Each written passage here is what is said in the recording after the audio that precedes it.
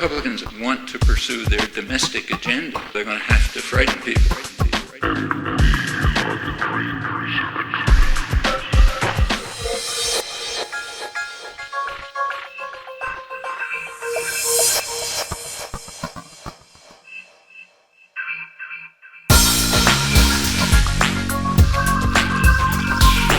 If the Republicans want to pursue their domestic agenda, they're going to have to frighten people.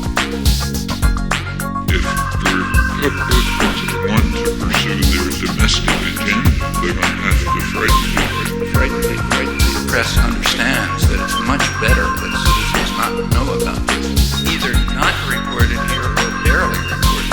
They're going to have to frighten people. If the Republicans understood very well that they can't possibly win the elections if the issues are those that concern people, socioeconomic issues, basically.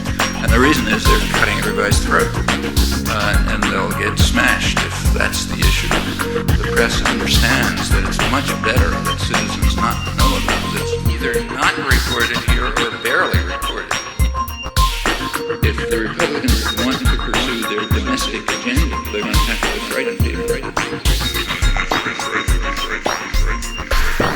The Republicans understood very well that they can't possibly win the elections if the issues are those that concern people, socioeconomic issues, basically. And the reason is they're cutting everybody's throat, and they'll get smashed if that's the issue. They were able to stay in office by frightening people, and that's what they did. It was necessary to frighten people into believing that there's a threat to their security. They were able to stay in office by frightening people, and that's what they did. It was necessary to frighten people into believing that there's a threat to their security. In that case, they'll rally around the strong leader, the brave cowboy, and they'll suppress their concerns over things like, where's my job, or what's happening to my pension, or how am I going to take care of my elderly mother, and so on and so forth. If they're voting on those issues, the administration doesn't have a chance. People in the United States are genuinely frightened. Either you're with us, or you're with the terrorists. People in the United States are genuinely frightened. If the Republicans want to pursue their domestic agenda, they're going to have to frighten people. And they did. Starting in September, there was a drumbeat of propaganda about several things. First, that Saddam Hussein is an imminent threat to our survival. Another was the constant insinuation that he was behind the September 11th attacks and that they were planning new ones. This was a spectacularly successful government media propaganda campaign. You can see it by looking at the polls. By end of September and since, around 60% of the population believes that Saddam Hussein is an imminent threat to U.S. security and survival.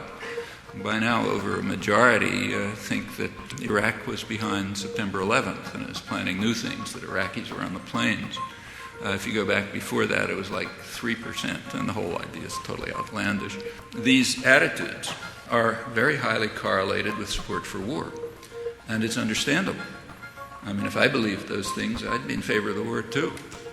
If you think that Saddam Hussein is an imminent threat to your existence, that he carried out the September 11th attacks, he's powerful enough to carry out new ones, yeah, it's an argument for war.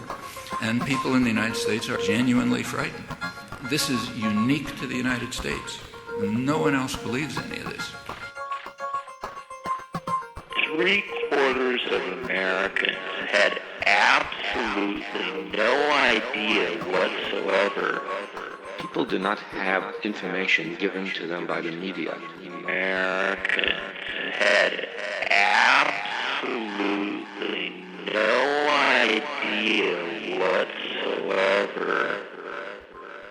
The world is more concerned about the unbridled use of U.S. power than it is about the threat posed by Saddam Hussein, which is an understatement, because in fact the world was not concerned about the threat posed by Saddam Hussein because it didn't see any threat. Even his neighbors despise him but are not afraid of him. The press understands that it's much better that citizens not know about this. The Republicans. One of the ways they kept the country terrified through the 1980s was to conjure up an air base in Grenada, which the Russians were going to use to bomb us. Fortunately, our brave cowboy leader saved us in time. Sent 6,000 special forces who managed to overcome the resistance of a couple of dozen Cuban paramilitary workers with pistols, and actually got 8,000 Medals of Honor for it. And we were standing tall after that, if you remember, so we were saved. But for a while it looked like the Russians were going to bomb us from Grenada, assuming they could find it on a map somewhere. Well, suppose they found it, and they had bombers there, and the bombers in Grenada were doing just what we were told they were going to do, and everyone was supposed to be shivering. They were coming across the Caribbean to bomb Florida.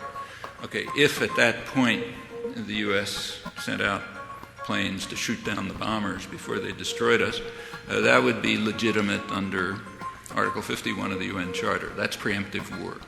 Now, this is something totally different. This is a doctrine that says we will attack anyone who we regard as a potential challenge. Nothing preemptive about that. Sometimes it's called preventive war, but that's not right either. It's not preventing anything. The only thing it's preventing is any potential challenge that the U.S. government invents, claims to be a challenge. That's just an open license to go to war with anybody. destroy anybody, which we can do because we have overwhelming power. That's the way it's understood, and that doesn't make people comfortable. It caused a wave of hatred and fear. This is the most feared and hated political leadership maybe in history. It's hard to think of a counterpart. This is the most feared and hated political leadership maybe in history. Feared and hated.